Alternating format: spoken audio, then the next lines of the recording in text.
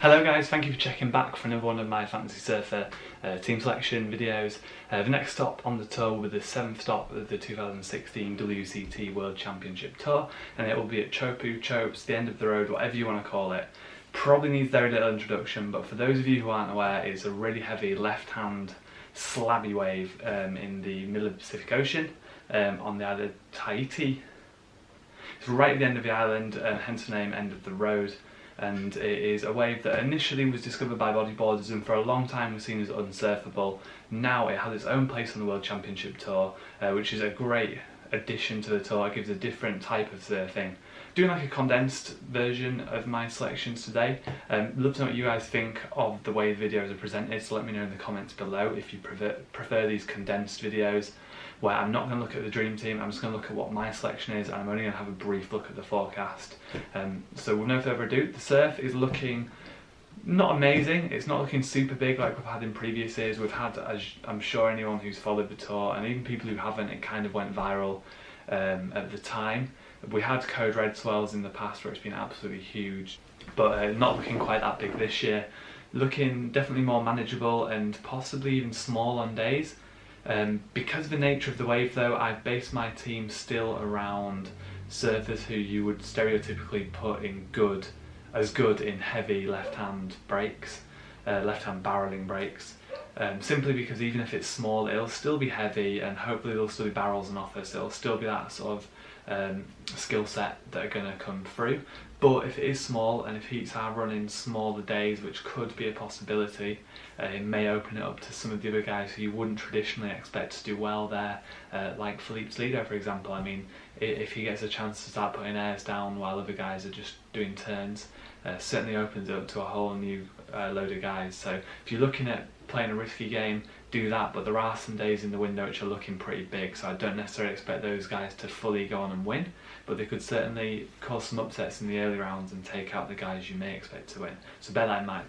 With no further ado, my Surfer Mag team looks like this. So first I've got Gabriel Medina. He's a guy I'm carrying over from previous events. I've already got him in my team, so I'm making a slight saving, and out of all the top guys you expect to do well, and all the really high value guys on the tour, the Fantasy Surfer selections list at the moment, he's probably the one I'd go for anyway, so glad to have him on there. In the previous years, he's finalled in the last 2 years and he won against Kelly Slater in 2014 in huge surf at Teahupoo, so he's proved he can do well in that type of surf there. I also think that on the smaller days he'll come through well, so he's a good guy to have across the board that'll probably do well in all conditions. He didn't do great there in 2013, exiting in round 3, but you can't perform every event every year, so it happens, and it was a very close heat to Freddie Potashia as well, so don't let that put you off. Next up, John Florence, a guy you'd stereotypically expect to perform well at Teahupoo. Heavy left-hand point break, not too dissimilar to Pipeline as far as waves go. Of course you'd expect him to do well there. Even at his current value of $9,000, I'd pick him, but I actually have him cheaper from already having him in my team, so definitely keeping him in there. Don't let the early round 3 exit in 2015 put you off. It was a very close and high scoring heat against Gabriel Medina, and in 2013-2014 he had much better results, finishing quarters and semis respectively. Next up, Italo Ferreira, guy who surprised me last year doing really well in the left-hand slab type waves.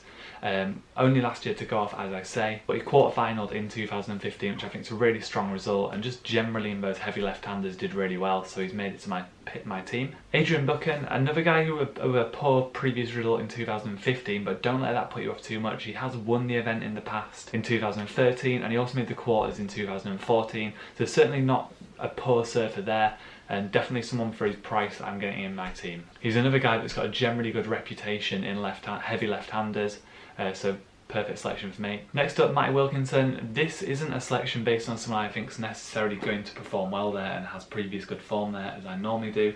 It's more a tactical selection to keep him in my team at a good price as we move into other breaks where I think it'll suit him more. He's not actually made it past round 3 in the last 3 years. I'm hoping he'll do better this year. He has had a better year. He's certainly put more time into studying and surfing and doing surfing better in waves that aren't traditionally seen as his waves, but I'm not holding my breath too strongly. I've had him in there since the start of the year, and I'm looking at keeping him in there at a good price. as we run into the Europe leg, where I think he'll do really well. Next up is Kelly Slater, another guy that I've got a bit of a discount, but even if I didn't, would definitely go in my team. He's finally started kicking in this year, and I think he knows how important it is that he performs well in every event we have left if he wants to stay on the tour. Teahupoo is an event he always performs well at. He finalled in 2013 and 2014. In 2015 he made the quarters, so he's got a really good track record in the last 3 years. Now we're getting down to the lower guys. I've not got an awful lot of money left in my team. Going for Kai Otten, not just because I've not got much money left in my team, but he's actually got a really good track record at Teahupoo, so definitely don't look past him. He's finished in the semis in 2013, went out in round 5 in 2014, and he made the quarters in 2015. So for someone in his price bracket, I think that's a really good set of results, someone you should definitely consider. Next up, Sebastian Zietz is another one where I've not made the decision based on previous form. If you look back, he's not actually done too well at Teahupoo, which is quite surprising, I think. Coming from Hawaii, you'd think he'd be good in these heavy water Pacific waves. But I've stacked up the rest of my team with people I think are going to perform really well, and I'm left little money at the end. Of the guys that I can't afford, Sebastian's the guy for me. He's performed better in general this year than he has in previous years on tour, so I am hopeful that he may do better there. But I'm not looking past the fact he's got a really difficult round 1 heat. However, looking back at the last 3 years and his poor results he has had tough heat draws. So the last 2 years he went down to John Thorrence and Kelly Slater in round 2, so really difficult draws that not many guys are going to win. They're two of the best guys out at Teahupoo. So hopefully if he gets a bit of an easier seeding this time, we could see him progress a bit further into the event. That is my Surf Mag team, so now let's look at my World Surf League team. For the purpose of these videos and giving my advice on who I think is going to perform well, I try and keep them largely consistent through, but there are a few differences. So this is my team. I have John Thorrence and Gabriel Medina in my top tier selection. My middle tier was actually one of the harder ones to do. It's normally one of the easier ones, or harder in the sense that there's a lot of guys that might do well in there. I actually struggled this time. I thought there was a lot of guys in there I don't expect to do too well, but I ended up going for Kelly and Ace Buchan, who obviously in my other teams. I've also gone for Josh Kerr, who isn't in my other teams, but I would have loved to put in my other team, simply for the fact that I couldn't afford to put him in there is the only reason he didn't make my Surf Mag team. He's a guy with a reputation for performing well in all types of ways. As far as previous form goes, he finished in the quarterfinals in 2013 and 2015 at Teahupoo, so a pretty good track record too. And rounding off my tier B, my middle tier on the World Surf League, I have Sebastian Zietz.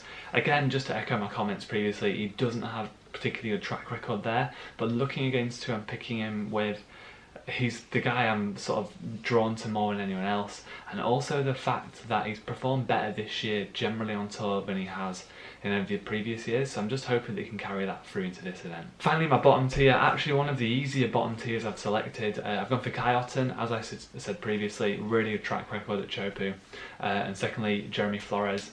Another guy that I would have liked, like Josh Kerr, to put in my other team, simply for the fact I couldn't afford him. I didn't put him in there, but he's got a good track record at Teahupoo, and being in the bottom tier, a definite selection for me. Jeremy Flores, you'll probably remember, is last year's winner when he won the event in a helmet after a recent accident. So if he can win the event after such a nasty accident so soon before, why can't he win it this year when he's in much better form? He didn't compete in 2014, there's no record of his scores. I believe, if I remember rightly, that was because he was banned for swearing at judges a few heats before, so we can't look at that.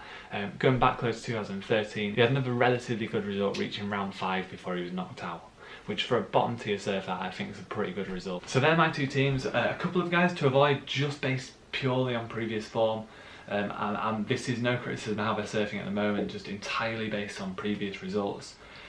Guys that I'm maybe slightly surprised, and you two may be slightly surprised, haven't done so well at the event in the past.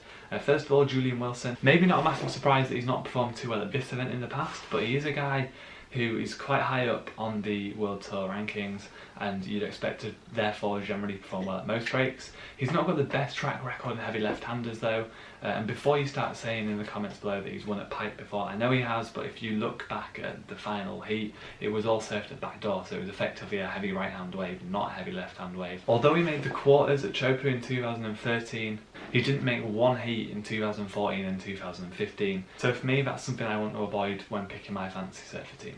Next surprise is Joel Parkinson. I definitely picked to avoid looking at previous form, and also this year's form. He's not having the strongest year he's ever had, and in the last 3 years he's not made a heat at Teahupoo, so based on that, I'd be avoiding him. Final guy to avoid has to be Michel Brez for me.